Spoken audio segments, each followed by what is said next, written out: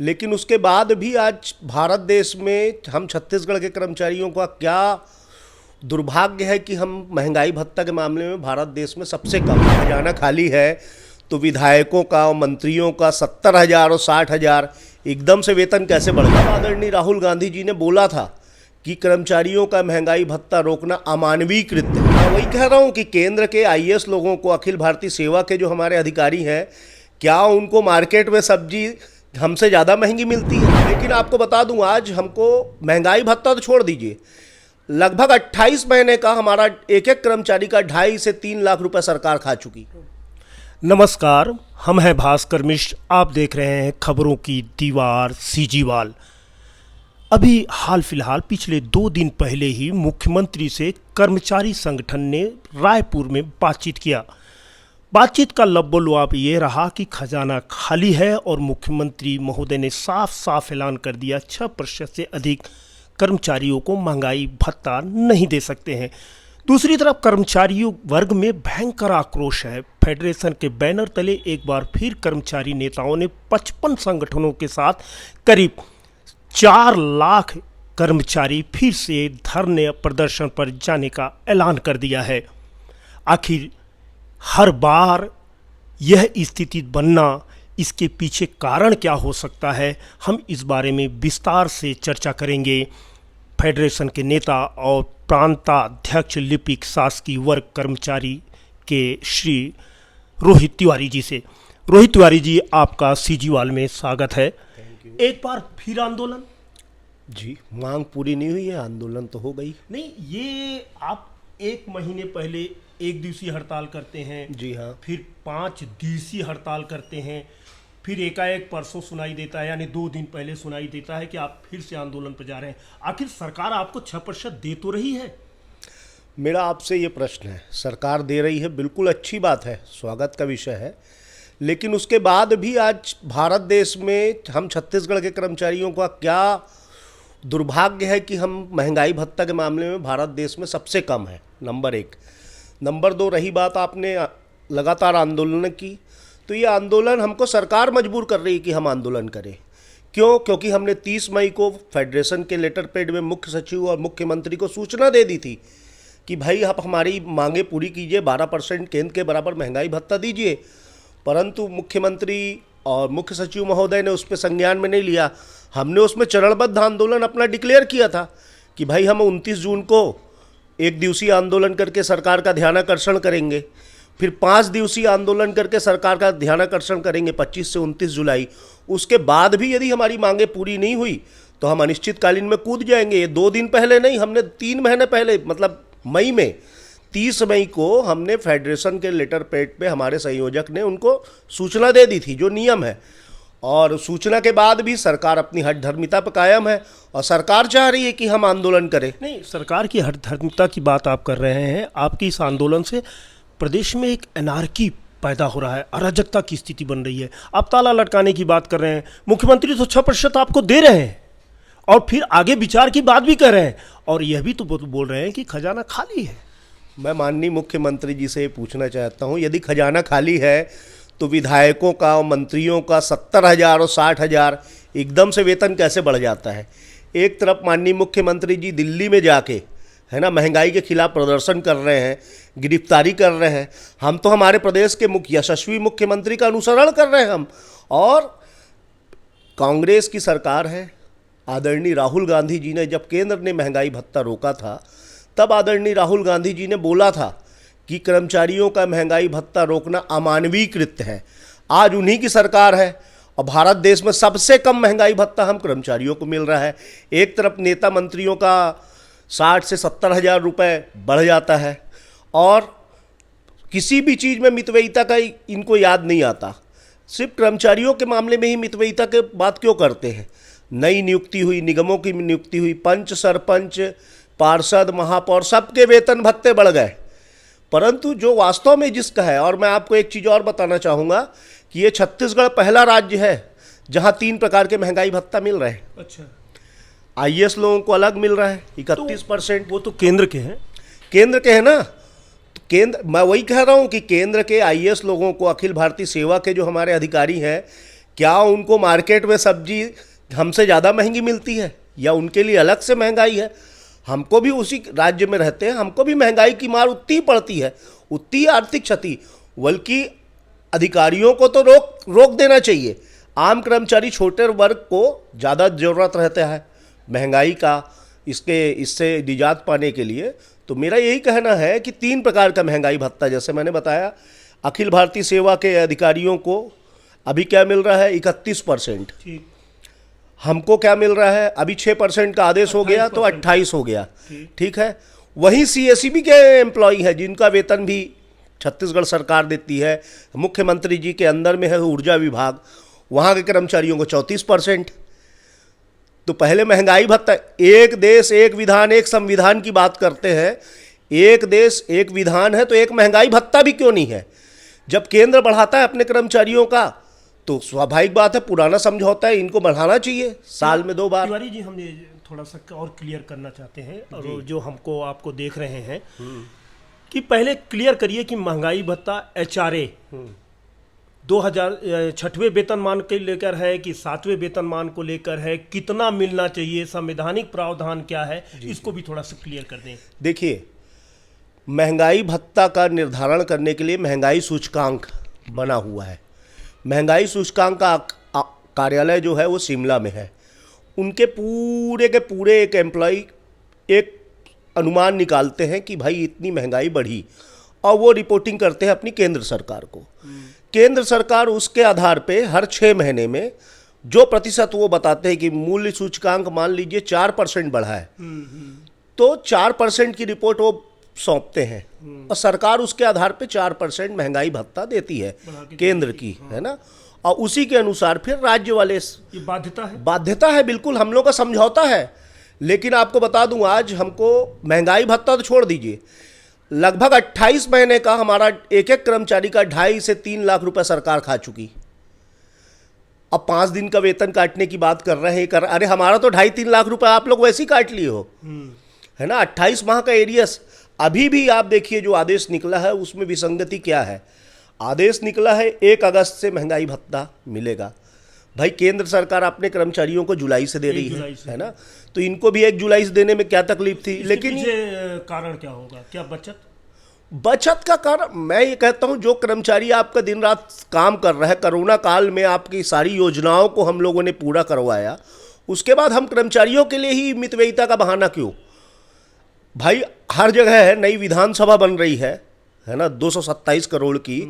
और मैं यही आपके माध्यम से माननीय मुख्यमंत्री जी से अपील करना चाहता हूं कि आज पूरे प्रदेश में वो सौंदर्यीकरण योजना लाए हैं, जगह जगह चौक चौराहों का सौंदर्यीकरण हो रहा है। मेरी उनसे अपील है कि कर्मचारियों का वाजिब हक दे दें। कर्मचारियों के चेहरे में यदि मुस्कान आएगी तो उनका सौंदर्यीकरण भी सार्थक होगा और उनका यश भी बढ़ेगा। और हम कर्मचारी, मजबूरी है हमारी हड़ताल करना, क्योंकि अधिकार के लिए हड़ताल की जाती है, आंदोलन ही हमारे पास एक मात्र विकल्प है, दूसरा विकल्प नहीं है। तिवारी जी, इस पर भी प्रकाश डालेंगे कि HRA का क्या मामला है? HRA देखिए, HRA उसमें दिया जाता है, HRA का मतलब मकान किराया भत्ता, भाड़ा भत्ता। जिन कर्मचारियों के पास मकान नहीं बना है उनको मकान किराया भत्ता देना पड़ता है कि किराए का आप मकान ले लीजिए। जिनको शासकीय अलॉट है उनको नहीं देना पड़ता। और ये मैं बताना चाहूँगा कि 6वें के आधार पे 7% और 10% हमको अभी मिल रहा है। 6वें का मतलब 2006 में जो 6वां वेतनमान लागू हुआ था उसका बेसिक कम था 30-50, उसके आधार पे हमको 7% और 10% आज तक मिल रहा है। जबकि 7वां वेतनमान 1 जनवरी 2016 से लागू हुआ, तो 1 जनवरी 2016 के पश्चात इसको भी रिवाइज करना था। जो नया वेतनमान संरचना आई तो उसमें भी आप 7 और 10%। आज बताइए एक कर्मचारी को, जैसे मेरे कैडर का यदि कोई साथी है, लिपिक साथी, तो उसको 500 रुपये में मिलता है। और आप बता दीजिए मिश्रा जी कि 500 रुपये में बिलासपुर शहर में कहाँ पे महीने भर का संभव नहीं है, मिल जाएगा मकान, संभव नहीं है जी।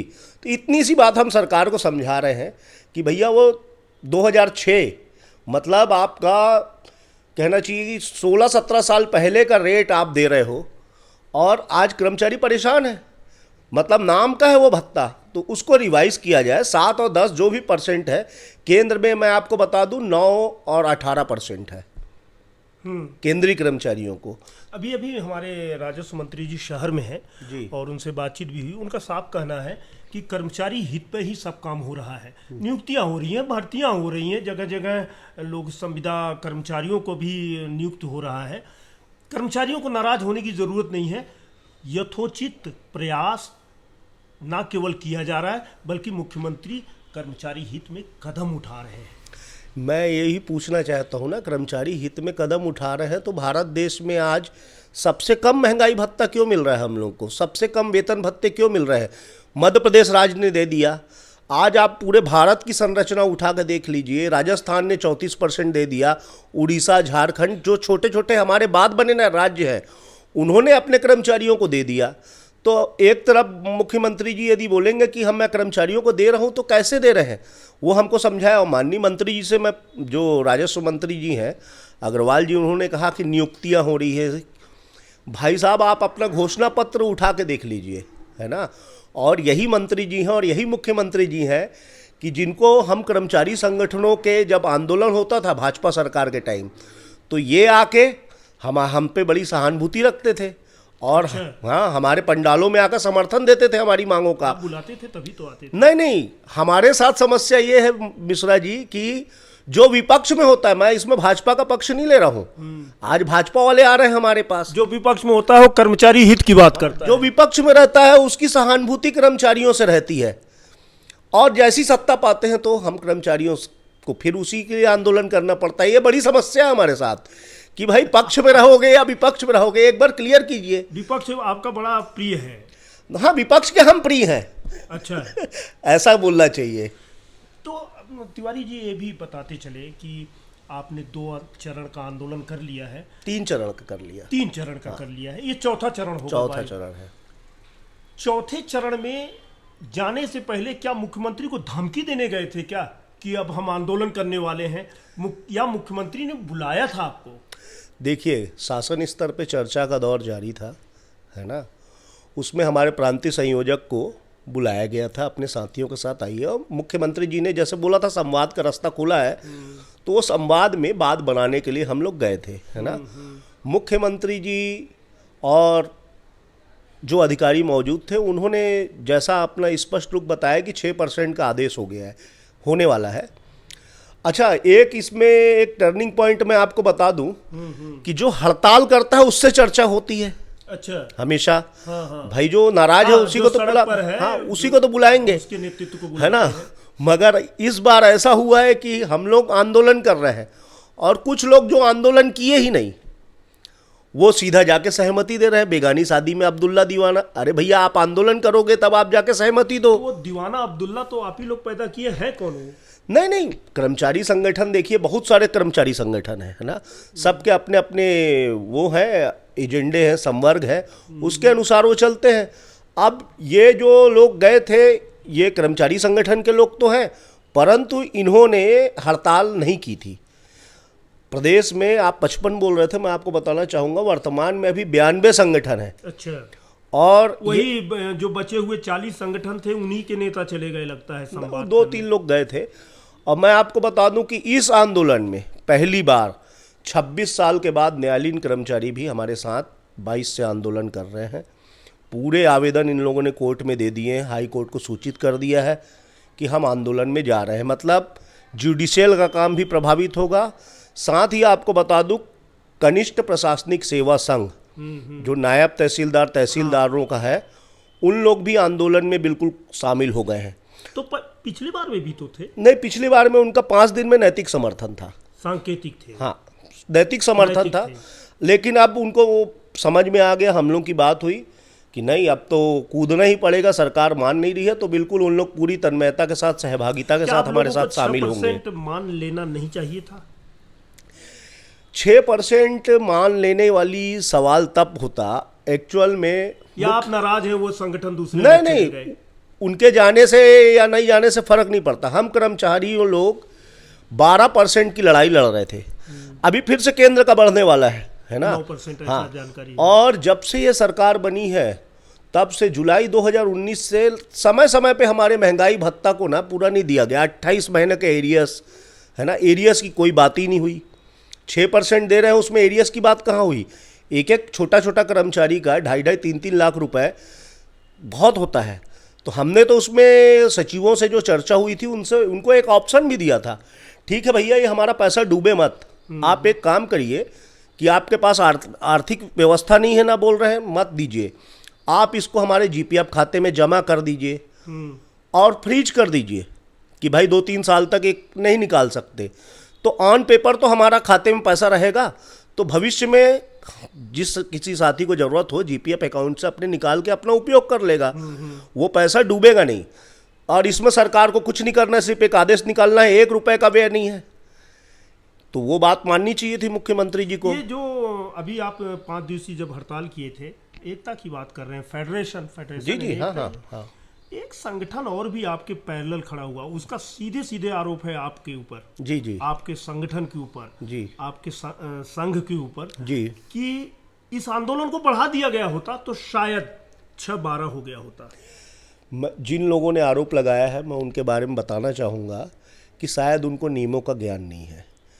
कर्मचारी संगठन और फेडरेशन एक विश्वास का मंच है और हम लोग जो नियम है उसके हिसाब से चलते हैं। हमने विधिवत सूचना दी और विधिवत सूचना में हमने पहले दिन ही घोषित कर दिया था कि हम अनिश्चितकालीन आंदोलन करेंगे, निश्चित के बाद, है ना। और इसका नियम भी है एक, आपको बताऊं कि अनिश्चितकालीन आंदोलन जब भी होता है तो 21 दिन पहले शासन को सूचित करना आवश्यक रहता है ना। और एक तरफ 92-93 संगठन है ना, और एक तरफ 2-3 संगठन यदि बोलेंगे कि भैया इसी को आगे बढ़ा दो, तो मैं, हाँ, और मैं बता रहा हूं कि हम लोगों ने तो निश्चितकालीन आंदोलन किया था, है ना। उन्होंने क्या घोषित किया था, अनिश्चितकालीन आंदोलन। तो क्यों हट गए? तो उनको करते रहना था। मैं अभी 22 तारीख तक करते रहते और 22 से फिर हम लोग भी शामिल हो जाते। आपको मालूम है वो बड़ा संघर्षशील संगठन है वो। नहीं, नो डाउट संघर्षशील संगठन है, लेकिन ये भी इतिहास है कि कॉमन मुद्दों पे जब भी फेडरेशन लड़ाई लड़ा है कर्मचारियों का हित हुआ है ना। इस बार जो 22 तारीख को आप आंदोलन करने जा रहे हैं, कितने दिन चलेगा ये? मैं तो चाहूँगा कि शासन आज ही हमारे को 12% का आदेश कर दे तो हम लोग आंदोलन में जाए ही ना, और यदि आंदोलन में कूदेंगे तो शासन आदेश करेगी, जिस दिन शासन चाहेगी, मुख्यमंत्री जी चाहेंगे उस दिन आंदोलन खत्म होगा, कर्मचारियों की मांगे पूरे करेंगे। या तो इस बार भी ऐसा कुछ ढुलमुल टाइप हो चलेगा कि चलो यार मुख्यमंत्री जी ने बुलाया है, बात करेंगे, आंदोलन लंबित रखो, और नहीं बनेगी तो बात आंदोलन आगे चल देंगे। नहीं नहीं नहीं, यदि ऐसा होता तो हम लोग, मुख्यमंत्री जी ने जब बोला कि 6% दूंगा, पहली बार ऐसा हो रहा है इतिहास में कि मुख्यमंत्री जी से मिलने के बाद भी कर्मचारी बहुत आक्रोशित है और सभी कर्मचारियों का मांग ये था कि भैया ये आर पार। एक चीज़ जो मैं आपको और बताना चाहूँगा कि फेडरेशन में जुड़े बहुत सारे संगठन हैं, है ना, अलग अलग संवर्गों के। जैसे मैं लिपिक संवर्ग का अपने बात करूं, हमारे लिए मुख्यमंत्री जी ने यही बिलासपुर न्यायधानी में घोषणा की थी कि नहीं, लिपिकों की वेतनमान सुधार करूंगा, है ना, जिस पे पुष्टि भी हो गई मुख्यमंत्री सचिवालय से। हम उसकी लड़ाई लड़ना चाहते हैं, है ना, और उसके लिए हम दबाव बनाना चाहते हैं, आंदोलन करना चाहते हैं। ऐसे अन्य संवर्ग हैं, जैसे सहायक शिक्षक फेडरेशन है, सब अपने अपने संवर्गों की लड़ाई अलग है, परंतु विगत 3 वर्षों से ये महंगाई भत्ते के टंटे के कारण ये कॉमन प्रोग्राम के तहत हो रहा है। और विगत 3 महीने से इस बार हम लोगों ने सोचा है कि महंगाई भत्ते वाला टंटा इस बार आर पार करे। अच्छा, क्यों?